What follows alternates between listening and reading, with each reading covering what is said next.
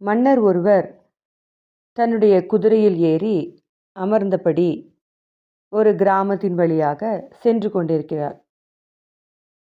கிராமங்களினுடைய முன்னேற்றத்தையும் மக்கள் எந்த நிலையில் இருக்கிறார்கள் என்பதையும் அறிந்து கொள்ள வேண்டியே அந்த ஒரு குதிரை பயணத்தை அவர் மேற்கொள்கிறார். மன்னர் ஒரு இரக்க குணம் கொண்ட மன்னர்.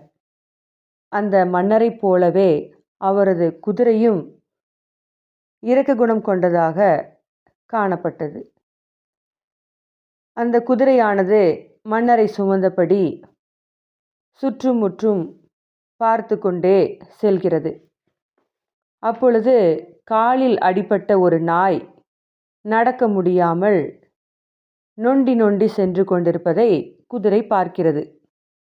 உடனே அந்த நாய்க்கு உதவி செய்திட வேண்டுமென மனதில் நினைத்தது. அதனால் தன்னுடைய கணைப்பொழியின் மூலம் மன்னரை அழைத்தது குதிரை.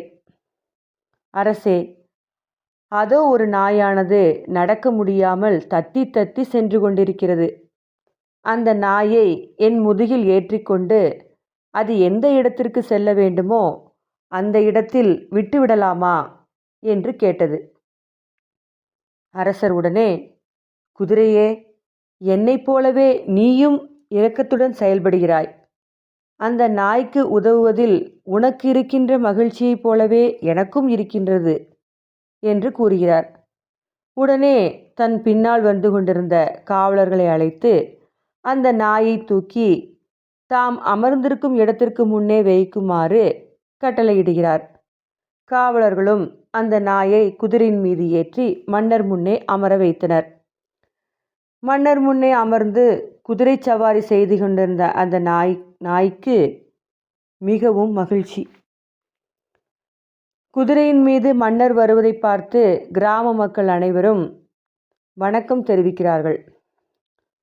அதை பார்த்த நாயோ, இந்த மக்களெல்லாம் என்னை பார்த்துதான் வணங்குகிறார்கள். என் அருகில் இருக்கின்ற மன்னர், என்னை சுமந்து கொண்டிருக்கும் இந்த குதிரை, இவர்களை விட நானே சிறந்தவன், நானே உயர்ந்தவன் என்று தனக்குள் நினைத்து கொண்டது. மகிழ்ச்சியில் சிறிது நேரம் கழித்து லொல் லொல் என குரைக்கவும் ஆரம்பித்தது. நாயின் செயலை கண்ட குதிரை, நாயே, சற்று அமைதியாக வா. குரைத்து கொண்டே வந்தால் எல்லாரும் உன் மீது வெறுப்படைந்து விடுவார்கள். நீ என் மீது சவாரி செய்ய முடியாது என எச்சரித்தது. உடனே நாய், குதிரையே, இந்த கிராமத்து மக்கள் என்னை வணங்குகின்ற காட்சியை பார்த்து உனக்கு என் மீது பொறாமை ஏற்பட்டுவிட்டது. அதனால்தான் என்னை மட்டம் தட்டுகிறாய் என்றது. உடனே குதிரை, நாயே, குடிமக்கள் உன்னை பார்த்து வணங்கவில்லை, அவர்கள் மன்னரை பார்த்து வணங்குகிறார்கள்.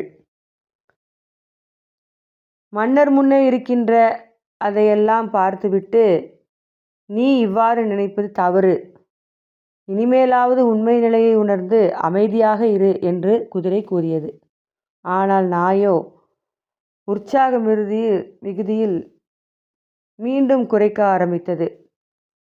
உடனே மன்னர் அருகில் வந்து கொண்டிருந்த காவலர்கள் அந்த நாயை அந்த குதிரையை விட்டு இறக்கி விரட்டி அடித்தனர். நாய் சற்று தூரம் சென்று மன்னரை திரும்பி பார்த்தது. வழக்கம் போல் அனைத்து மக்களும் மன்னருக்கு வணக்கம் செய்வதை கவனித்தது. அப்போதுதான் அந்த நாய்க்கு தான் செய்த தவறு உணர்ந்தது. அடடா, ஆராயாமல் முடிவெடுத்து விட்டோமே என்று புரிந்து தன் தவறை உணர்ந்து சென்றது. இந்த கதை மூலம் நமக்கு என்ன தெரிகிறது என்றால், எந்த செயலை செய்தாலும் ஆராய்ந்து முடிவெடுக்க வேண்டும்.